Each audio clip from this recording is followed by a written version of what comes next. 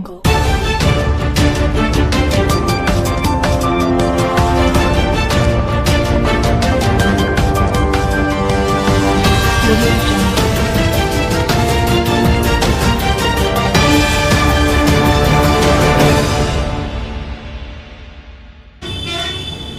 दोस्तों, मैं हूं अशोक श्रीवास्तव और आप देख रहे हैं मीडिया दस्तक न्यूज़ पर अपना सबसे पसंदीदा कार्यक्रम बस्ती की हस्ती।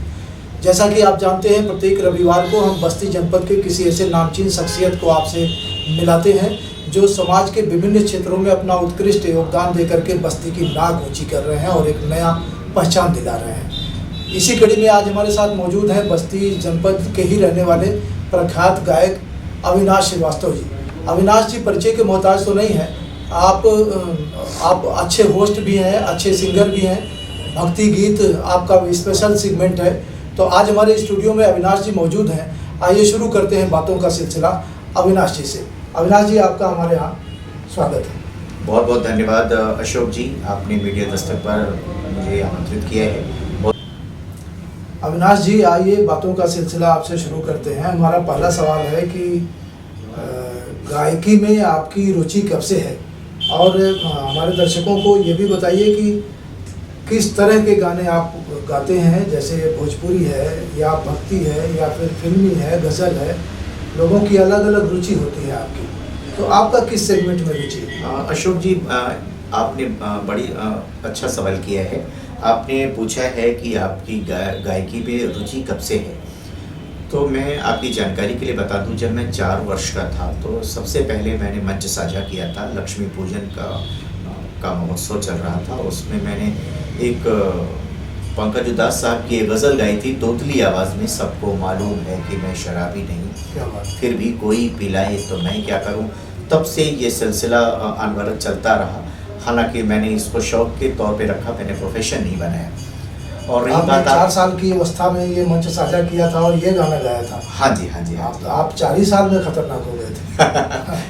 तो और आपने पूछा कि मेरा रुझान किस तरीके की गायकी की तरफ रहता है, तो मैं शुरू से ही सात्विक विचारधारा का रहा हूँ। तो मैं सबसे पहले अपने गुरुदेव को बारंबार प्रणाम करते हुए परम श्रद्धेय गुरुदेव नंदू मिश्र जी की प्रेरणा से मैंने कीर्तन शुरू करा, भजन शुरू करा और भगवती जागरण करना शुरू करा।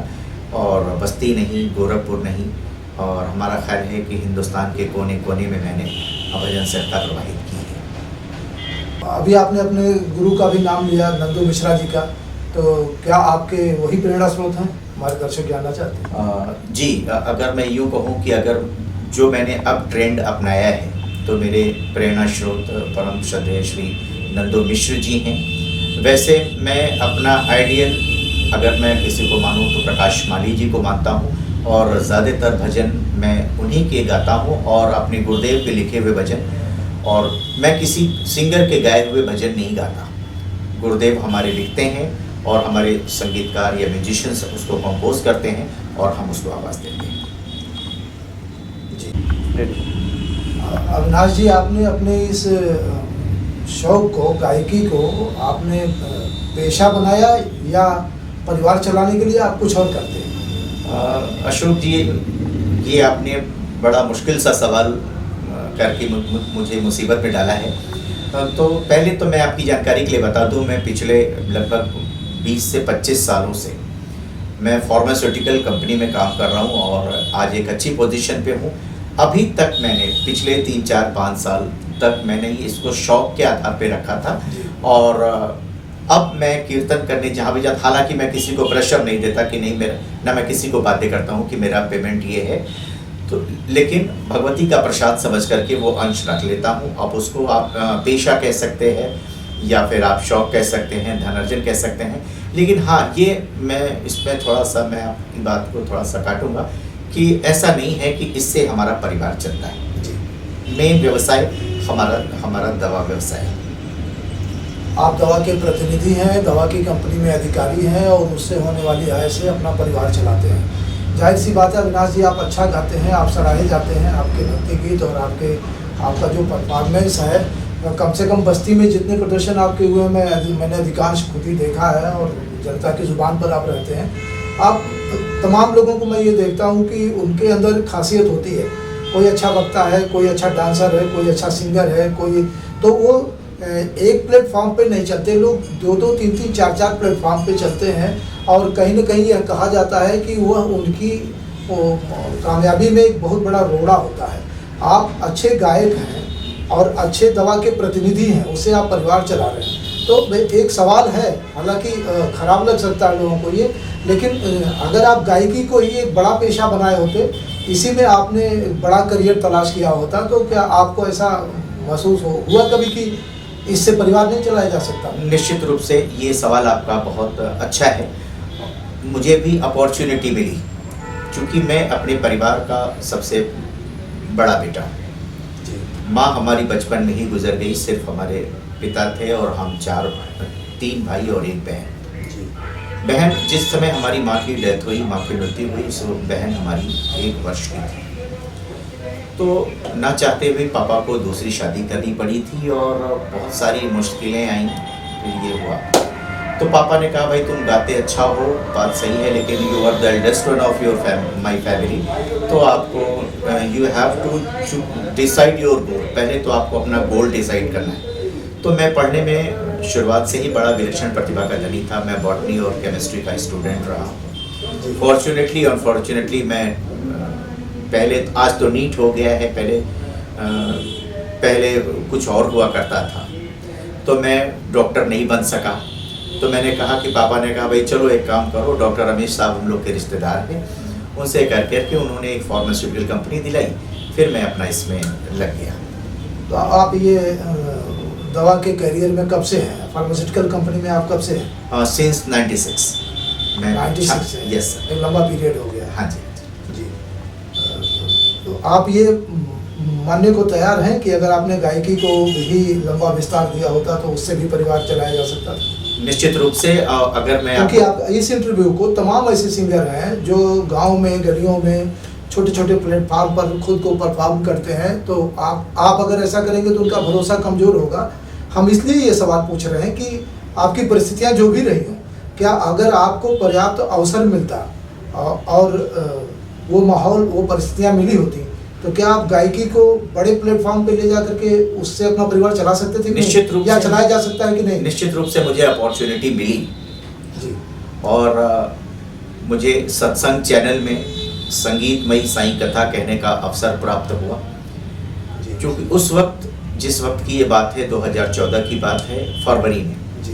फरवरी में मेरे फादर इन लॉ की बहुत तबीयत खराब हुई। अल्टीमेटली 16 मार्च 14 को होली के एक दिन पहले उनकी डेथ हो गई।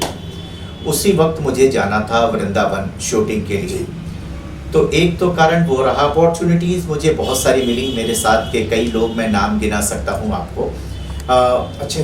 एक नाम ले सकता हूँ, मनोज तिवारी साहब जिस एकेडमी में मैंने संगीत की शिक्षा ले रहा था, वहाँ पे मनोज तिवारी एक फाउंडर मेंबर की तरीके से, हालांकि बहुत पुराने वहाँ के छात्र रहे हैं और आज मनोज तिवारी किस मुकाम पे हैं आप सर्वविदित है।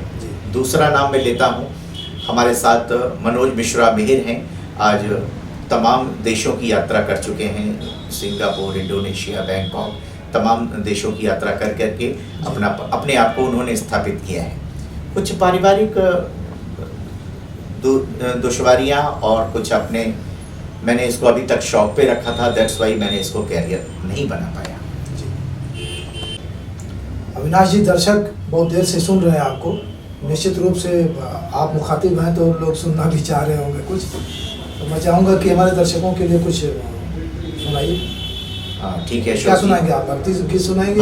मैं भक्ति को ही प्रेफर करता हूँ, तो सात्विक विचारधारा का, तो भक्ति ही सुनाने की कोशिश कर रहा हूँ।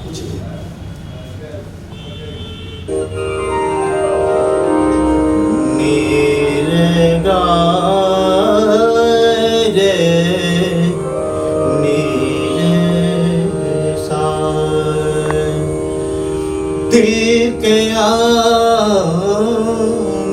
में अजब सी शोर मचा रखा है, मेरे सरकार ने आकर दरबार लगा रखा। चले भी आओ हे रघुनाथ, मैंने अपने आंचल फैला रखा, सजा दो घर को गुलशन सा, मेरे सरकार आए, मेरे सरकार आए हैं, मेरे सरकार आए हैं, मेरे सरकार आए हैं।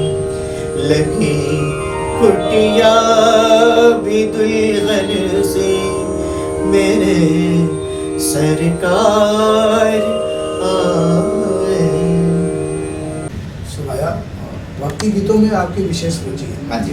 अविनाश जी, आजकल जो परिवेश चल रहा है वो ज़्यादा टीआरपी अश्लील गानों की होती है, बहुत कम मंच ऐसे होते हैं। अब मैं प्रायः देखता हूँ कि धार्मिक कार्यक्रमों में भी अश्लील गाने परोसे जाते हैं। अभी आपने देखा होगा वो हनुमान जी के फोटो के साथ कैसे कैसे अश्लील नृत्य, और उस नृत्य के दौरान कितने गंदे इशारे किए जा रहे थे। अभी एक उदाहरण और आया है, हमारे ही जनपद का मखौड़ा महोत्सव में एक नर्तकी ने किस तरह से कितने गंदे गाने पर परफॉर्म किया, उसको लेकर के तमाम प्रतिक्रिया आ रही। तो मैं आपसे ये सवाल करना चाहता हूँ कि ये क्या अश्लीलता भोजपुरी गानों में ही मिलती है? देखिए अशोक जी, एक ये बड़ा विषम मुद्दा है। अगर हम बात करते हैं अश्लीलता की, तो अगर हमारा आपका नज़रिया अश्लील है, हाँ ये ज़रूर है कि आजकल लोग एक्सपोजर और पंप एंड शो, अभी आपने टीआरपी की बात करी, तो टीआरपी को बढ़ाने के लिए लोग कुछ एक्स्ट्रा करने की कोशिश करते हैं। सिंपल गायकी भी गा सकते हैं। अगर मैं अपनी बात करूं तो मैं किसी भी मंच पर सिवाय कीर्तन और भजन के, मेरे मंच की बात कर रहा हूँ जो मेरे गुरुदेव ने आदेश दिया है, मेरे किसी, आज लोग विभिन्न प्रकार के वेशभूषा रखते हैं। आज श्याम राधा किशन की वेशभूषा रख लिया, माता रानी की वेशभूषा रख लिया, काली मैया, ये किसने अधिकार, आप देवतुल्य आप अपने आप को खड़ा करते हैं, आप किसी देवी देवता के समकक्ष, किसने अधिकार दिया है आपको? तो मैं तो इस इंटरव्यू के माध्यम से एक निवेदन भी करूंगा, मेरी आवाज़ जहाँ जहाँ भी आपके माध्यम से जा रही है, कि इस तरीके के प्रदर्शन पर रोक लगाएं। ये हमारे हिंदू शास्त्र या सनातन धर्म का मजाक है और हमारे हिंदू देवी देवताओं का ये अपमान है। अविनाश जी, आप देखे होंगे कि 2 दशक पहले ऐसी फिल्में बनती थी जो काफ़ी प्रेरणादायक होती थी, जिनको हम पूरे परिवार के साथ बैठ करके सिनेमा घरों में देखते थे और उसकी बहुत सारी बातें अपने अंदर भी उतारने की कोशिश करते थे, उसकी अच्छाइयों को लेकर के आते थे। आजकल फिल्में एमलेस होती हैं, उसमें कोई उद्देश्य नहीं होता। बहुत ज़्यादा फिल्में ऐसी देखी जाती हैं जिसमें कोई लेसन नहीं मिलता, जिससे कोई सबक नहीं मिलता लोगों को। हाँ, गंदगी मिलती है, संस्कारों का क्षरण मिलता है देखने को, तमाम प्रकार के अपराधों को बढ़ावा देने वाली फिल्में दिखती हैं।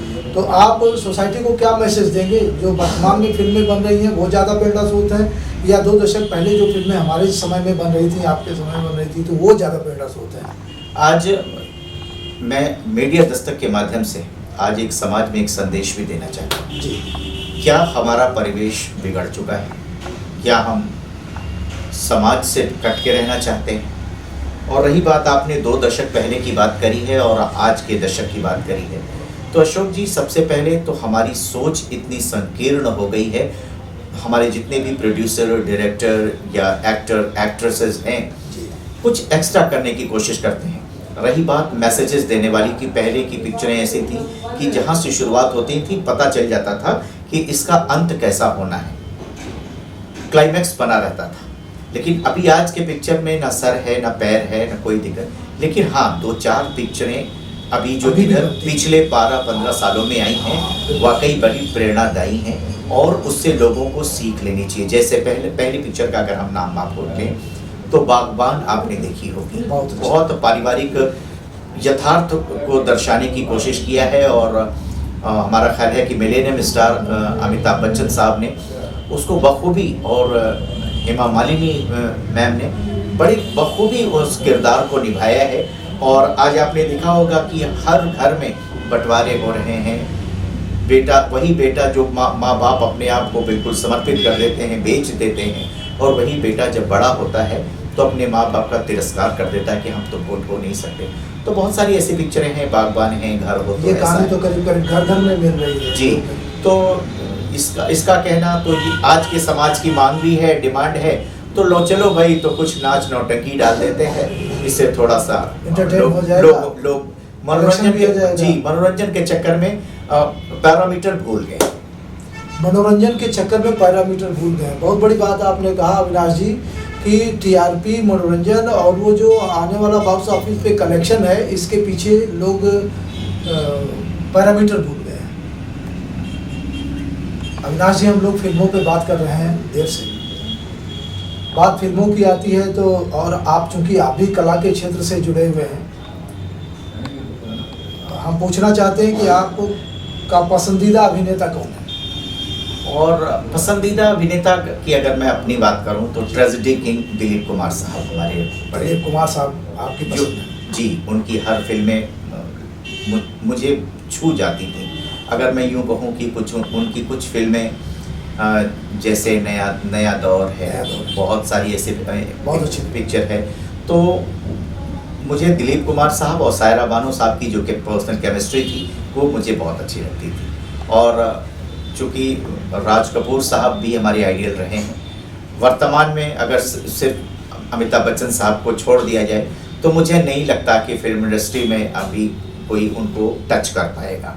तो पसंद नापसंद की भी, बाकी इंसान हूँ, मूवी देखना ना देखना बाकी बात है, लेकिन दिलीप कुमार साहब और राज कपूर साहब। इसी से जुड़ा एक और सवाल आता है। सवाल तो ऐसा है कि जिसका जवाब बहुत दूर तक जाएगा। जब हम बात अभिनेता की कर रहे हैं तो आपको ये भी बताना पड़ेगा दर्शकों को कि आपकी सबसे पसंदीदा अभिनेत्री कौन है? पसंदीदा अभिनेत्री तो मेरी स्मिता पाटिल रही है। स्मिता पाटिल एक आदर्श कैरेक्टर जिसका रहता है। अगर आपने दर्शकों, अगर आपने रुदाली देखा होगा, क्या नाम लिया आपने? रुदाली देखा होगा तो स्मिता पाटिल, बहुत सारी अभिनेत्रियां हैं, आप उनके फेस पर मत जाइए, उनके परिवेश पे मत जाइए, पहनावे ओढ़ावे पे मत जाइए। और शबाना आज़मी, क्या बात है। तो ये दो अभिनेत्रियां ऐसी हैं जो हमारे फिल्मी जगत को एक अच्छा पहचान दिया है।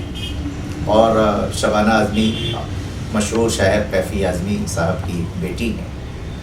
तो बस हमने एक अभिनेत्री पूछा, आपने दो क्यों बताया? चूँकि सिमिलर रखे चलते, चूँकि स्मिता पाटिल हमारी आइडियल। आप ऑप्शन लेके चलते हैं। अच्छा। अविनाश जी सिंगर तमाम है, और अब मुझे तो गाना नहीं आता, तो इसलिए मुझे हर सिंगर के गाने अच्छे लगते हैं, क्योंकि मैं इंटरटेन के लिए सुनता हूँ। मैं अपना काम करता रहता हूँ, किसी सिंगर को लगा लिया और उसका एक पूरा कलेक्शन सुन लेता हूँ। लेकिन चूंकि आप उसी सेगमेंट से बिलोंग करते हैं, इसलिए ये सवाल बनता है कि आपका सबसे पसंदीदा सिंगर कौन है? किसको आप कॉपी करना चाहते हैं, या कॉपी ना भी करते हो तो कौन अच्छा? जब मैं बाल्यावस्था से युवावस्था की तरफ थोड़ा बढ़ा, मेरी अवस्था 16-17-18 साल की है। पापा के एक मित्र हैं, अभी लाइव हैं, ऑल इंडिया रेडियो में हैं, श्री रविंद्र श्रीवास्तव जुगानी भाई, अच्छे अनाउंसर भी हैं ऑल इंडिया रेडियो के। तो उन्होंने मेरे पापा का नाम लेकर के बोला कि भाई भूपेंद्र, और इसकी आवाज़ बिल्कुल मुकेश साहब से मिलती है, तो मैं तो यही कहूँगा कि इसको कुछ ऐसा प्रेरित करो कि मुकेश साहब के गानों को गाए, ये बखूबी गा सकता है। तो मैंने उनके जुगानी अंकल के कहने पर और पापा के कहने पर मैंने मुकेश साहब के गाने गाए। और मैं आपकी जानकारी के लिए बताऊँ, 96 में मैंने प्रदेश स्तरीय, जिसके चीफ गेस्ट सुब्रत राय सहारा साहब और ओपी श्रीवास्तव जी, उनके करकमलों के द्वारा मैं पूरे यूपी में मुकेश साहब का वो गाना गाया था। मैं फर्स्ट आया था। मैं करीब 387 प्रतिभागियों को पार करते हुए, फिर करते छटते 10 आए, फिर 5 आए, फिर मैं और एक सौम्य आजकल लॉस एंजल्स USA में है, वो सॉफ्टवेयर इंजीनियर है, तो मैं मेल में फर्स्ट आया था और फीमेल वॉइस में सौम्य आई। आपने 387 समथिंग लोगों को क्रॉस करते हुए पहला मुकाम, हाँ ऑडिशन दिया था इन लोगों ने। ऑडिशन दिया था तो आपने पहला मुकाम बनाया था इसमें। हाँ जी। तो आप मुकेश साहब को ही सुना दीजिए कुछ बिल्कुल। हमारे दर्शकों के लिए। तो एक गीत जो मुझे बहुत पसंद है, जो मैंने 96 में गाया था, सहारा इंडिया ने उसको ऑर्गेनाइज किया था सैयद मोदी स्टेडियम में, तो वो मैं गीत सुना रहा हूँ आपको। ये मेरा दीवानापन है या मोहब्बत का सुरूर, तू न पहचाने तो है ये तेरी नजरों का कसूर, ये मेरा दीवानापन है। ऐसे वीराने में एक दिन घुट के मर जाएंगे हम, ऐसे वीराने में एक दिन घुट के मर जाएंगे हम, चाहे जितना भी पुकारो फिर नहीं आएंगे हम, ये मेरा दीवानापन।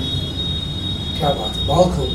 अविनाश जी, मुकेश जी के गाने जब बजते हैं तो ऐसा लगता है कि कहीं तीसरी जगह से कनेक्शन हो गया है, एकदम डायरेक्ट। निश्चित रूप से दिल से सुनने को मन करता है और थोड़ा करके सुनने जी। एक बात मैं कहूँगा, पापा मुझसे कभी, हालांकि मेरा विरोध तो नहीं करते थे, हाँ। लेकिन पापा चूँकि एक अच्छे अधिकारी थे, पब्लिक वर्क डिपार्टमेंट और PWD में एग्जीक्यूटिव इंजीनियर थे, तो वो ये चाहते थे कि हमारे बच्चे भी हमारे ही रास्ते पर चलें, ना इंजीनियर बने, डॉक्टर बने, कि किसी अच्छे रिप्यूटेड पोस्ट पर हों।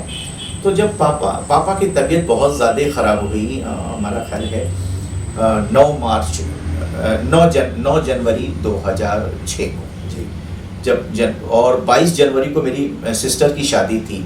ठीक 10-12 दिन पहले पापा की तबीयत खराब हुई और पापा ने, मेरी मौसियाँ आई थी पापा को देखने, और पापा के डॉक्टर वजाहत करीम साहब ने स्टार हॉस्पिटल के, उन्होंने देखा और उन्होंने कहा बस ये 10 से 15 मिनट के मेहमान हो रहे हैं, हम लोग रो भी रहे हैं। और लेकिन पापा ने कहा कि भाई मेरी तरफ से ज़रा सा, ये जो हमारी सालियाँ आई हैं, तुम्हारी मौसियाँ आई हैं, ये गीत ज़रा सा सुनाओ।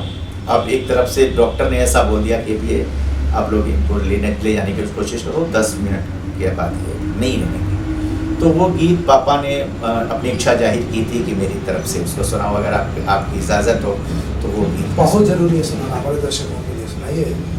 भूली हुई यादों मुझे इतना ना सताओ, मुझे चैन से रहने दो, मेरे पास न आओ, भूली हुई यादों मुझे इतना ना सताओ, अब चैन से रहने दो, मेरे पास न आओ, भूली हुई यादों।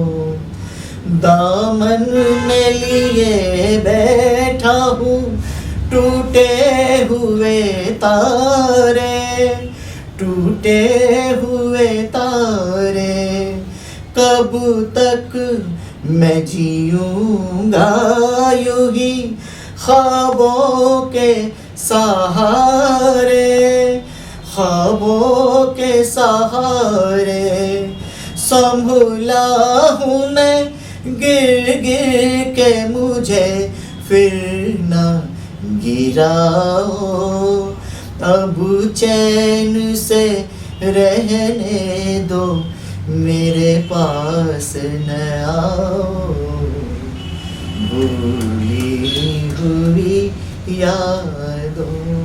और ये लाइन अभी मैंने ख़त्म नहीं की थी, पापा ने अपने प्राण त्याग दिए। अविनाश जी, बड़ा विचित्र क्षण रहा होगा वो। मैंने भी अपने पिता को खोया है और अच्छी तरह से याद है। वो कौन सा समय था, वक्त कौन सा था वो? अच्छा, मैं आपको भावुक नहीं करना चाहता हूँ, क्योंकि मैं खुद भी कंट्रोल नहीं कर पाऊँगा। और उम्र आपकी क्या थी? मेरी डेट ऑफ बर्थ वैसे तो अशोक जी 72 है, 19 जून 72, और 9 जनवरी 2006।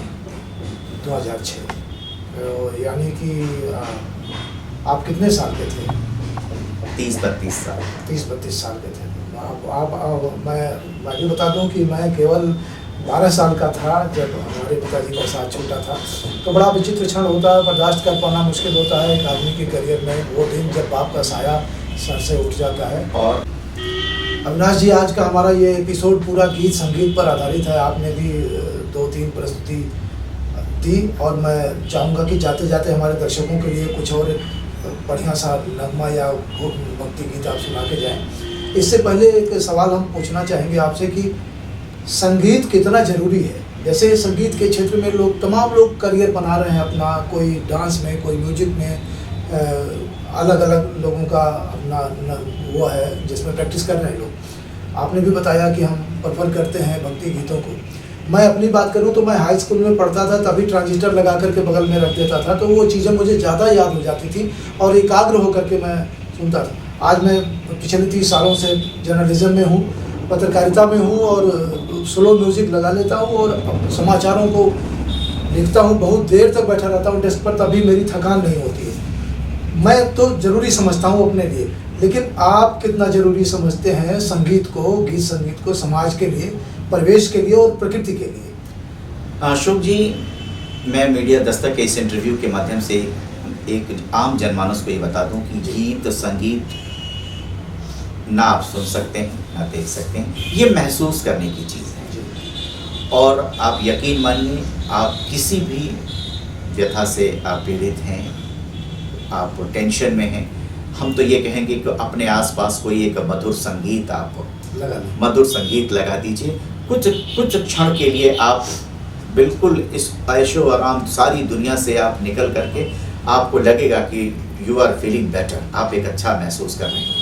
नेचर की जहाँ तक बात करें, आप किसी भी झरने तालाब नदियों के पास है या पहाड़ी इलाकों पर जाते होंगे, आप ये महसूस करिए कि ये संगीत बना कहाँ से है।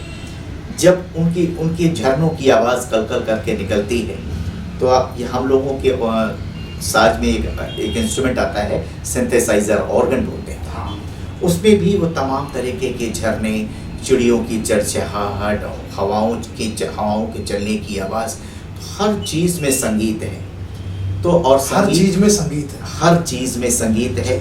अभी आपने कहा कि हम जब पढ़ते थे तो ट्रांजिस्टर लगा दिया करते थे। निश्चित रूप से मैं हूँ, गाड़ी ड्राइव कर रहा हूँ या फिर क्या नाम है, अपने वर्किंग पे हूँ, अधिकारियों का प्रेशर है कि आपका बजट नहीं हुआ, टेंशन, फॉरगेट इट।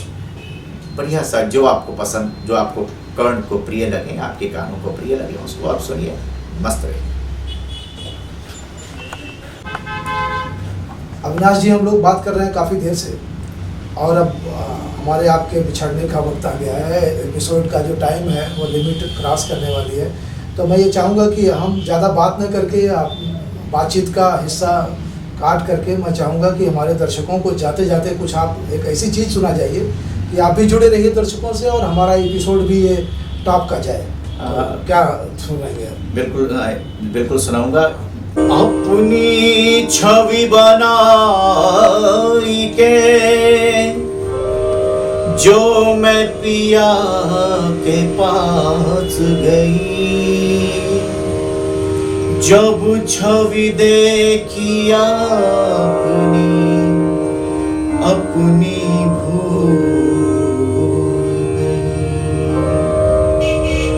खुसरो बाजी प्रेम की मैं तो खेलूं पी के संग, हार गई तो पिया मोरे, जीती तो पी के संग में। तो से नैना नैना नैना, तो से नैना नैना नैना, तो से नैना नैना नैना, तो से नैना।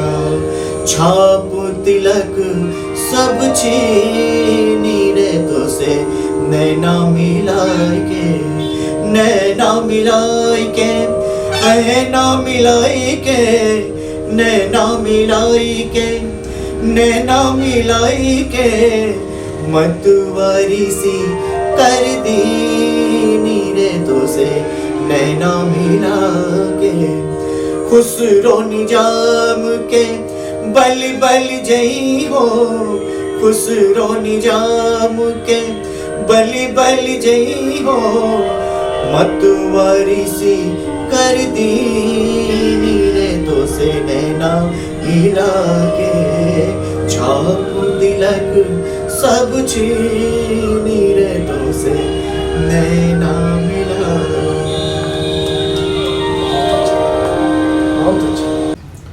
अविनाश जी, काफ़ी देर से हम लोग बातचीत कर रहे हैं और आपने अपना कीमती वक्त निकाला, हमारे स्टूडियो में आए और मीडिया दस्तक के सवालों का बहुत बखूबी से आपने जवाब भी दिया और हमारे दर्शकों का मनोरंजन भी किया। तो पूरी मीडिया दस्तक की डायरेक्ट टीम की ओर से हम आपके आभारी हैं, आपको धन्यवाद ज्ञापित करते हैं। Thank you so much. दोस्तों, आप बात कर रहे थे प्रख्यात गायक अविनाश श्रीवास्तव जी से। जुड़े रहिए मीडिया दस्तक के साथ। अगले हफ्ते फिर हम एक नई शख्सियत को आपसे मुलाकात कराएंगे। तब तक के लिए नमस्कार। जय मां भारती।